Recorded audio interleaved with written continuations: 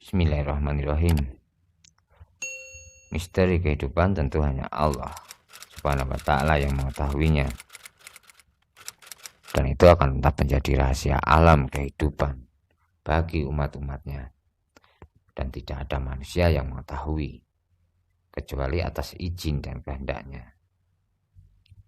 Sama seperti misteri tentang sosok Nabi Khidir alaihissalam yang diriwayatkan di dalam Al-Quran. Tetapi beliau tidak termasuk dalam 25 nabi. Sosok Nabi Khidir alaihissalam, beliau mengetahui sesuatu yang belum terjadi, mengetahui sesuatu yang akan terjadi, ngerti sadurunge winarah. Beliau yang dalam kehidupannya untuk kehidupan umat-umatnya, umat Allah Subhanahu wa ta'ala. Sejarah atau riwayat menceritakan derajat kewalian atau derajat wali Allah atas restu beliau. Bahkan ada yang mempercayai atau ada yang meyakini beliau adalah pamomong para nabi. Meski di dalam Al-Quran kisah beliau hanya tertulis dengan Nabi Musa alaihissalam. Misteri kehidupan yang tentu menjadi bahan perenungan dan pengkajian, meskipun secara manusiawi kita tidak akan menemukan jawabannya, apalagi hanya dengan pikiran. Karena ilmu-ilmu Allah atau rahasia kehidupan hanya bisa dikaji dengan rasa, dengan hati, atau dengan mata hati, seperti firman Allah di dalam surat Al-Imran ayat 13. Kemisteriusan Nabi Khidir alaihissalam sama seperti misteri tentang Nabi Isa alaihissalam yang diriwayatkan beliau terlahir ke dunia tanpa seorang ayah. Bunda Maria mengandung dan melahirkan Nabi Isa tanpa suami. Secara nalar atau secara logika itu sesuatu yang tidak mungkin, yang menjadikan Bunda Maria menjadi bahan ejekan dan olok-olokan, bahkan mendapatkan fitnah, penderitaan batin yang teramat menyakitkan tentunya. Siapa sebenarnya Nabi Isa yang di dalam firman Allah Subhanahu wa ta'ala akan dibangkitkan sebagai juru selamat di akhir zaman, di mana zaman atau kehidupan mengalami kehancuran? Beliau sosok yang misterius, yang terlahir tanpa seorang ayah, dan ini menjadi bukti kekuasaan dan kebesaran Allah untuk membuktikan tidak ada yang tidak mungkin bagi Allah Subhanahu wa ta'ala atas kehidupan umat-umatnya. Dan apakah ini bisa menjadi bukti atau menjadi rahasia tentang reinkarnasi? Wallahu a'lam.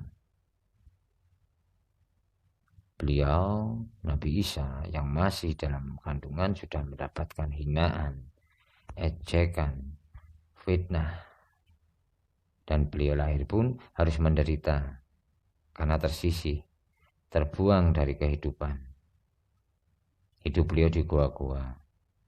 Beliau hanya makan buah-buahan. Tetapi ada hikmah dari perjalanan kehidupan beliau, yaitu kesucian. Apalagi menurut sejarah, beliau wafat belum menikah atau belum punya istri, yang menjadikan terjaga nafsu syahwatnya. Subhanallah walhamdulillah wala ilaha illallah wallahu akbar wala haula wala quwata illa billahil aliyil azim. Beliau yang suci, yang akan dibangkitkan seperti dalam firman Allah Subhanahu wa ta'ala dalam surat Maryam ayat 33. Dan kesejahteraan semoga dilimpahkan kepadaku pada hari aku dilahirkan, pada hari aku meninggal, dan pada hari aku dibangkitkan hidup kembali. Misteri atau rahasia yang tentu sulit untuk dipercaya, karena kebangkitan manusia akan terjadi pada saat hisab. Tetapi apakah kita ragu dengan firman Allah tersebut? Ya tergantung pribadi dalam memahami atau menyikapinya. Secara syariat, riwayat Nabi Isa alaihissalam tidak mungkin atau tidak akan terjadi. Karena orang yang sudah mati tidak akan hidup kembali. Tetapi secara hakikat itu rahasia Allah, itu kehendak Allah Subhanahu wa taala. Karena kematian rogo dan tidak untuk kematian sukmo. Jongko Joyoboyo dalam bait 159 yang intinya di akhir tahun akan ada dewa, zat yang suci yang akan mancing atau masuk ke tubuh atau badan manusia yang beliau serat sebagai lakon akhir zaman.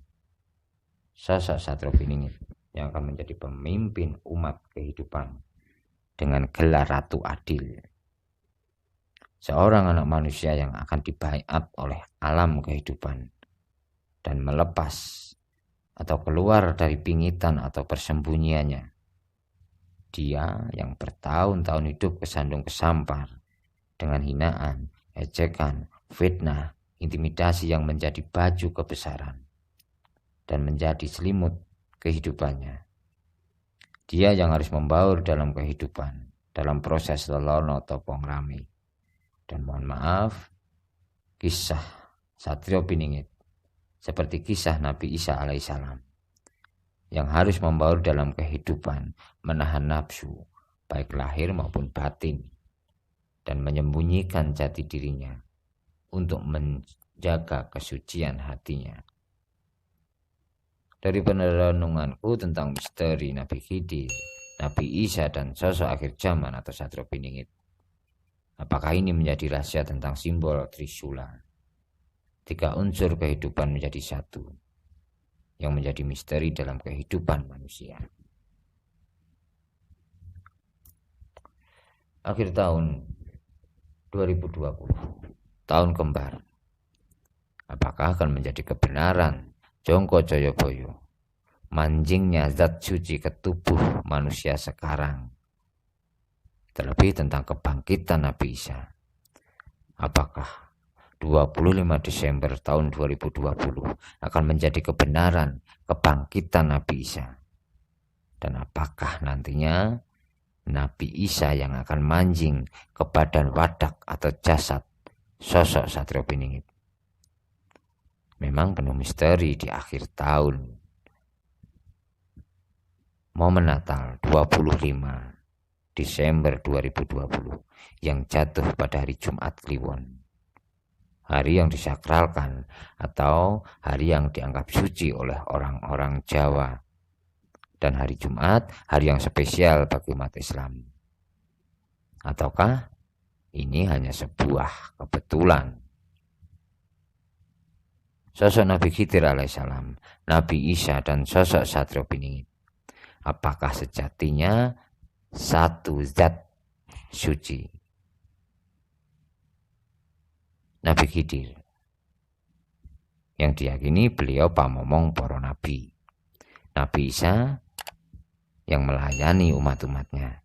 Dan sosok Satrio Piningit dalam Jongko Joyoboyo adalah seorang raja yang mengabdi pada rakyatnya. Misteri kehidupan, pamomong, pelayan, dan pengabdian.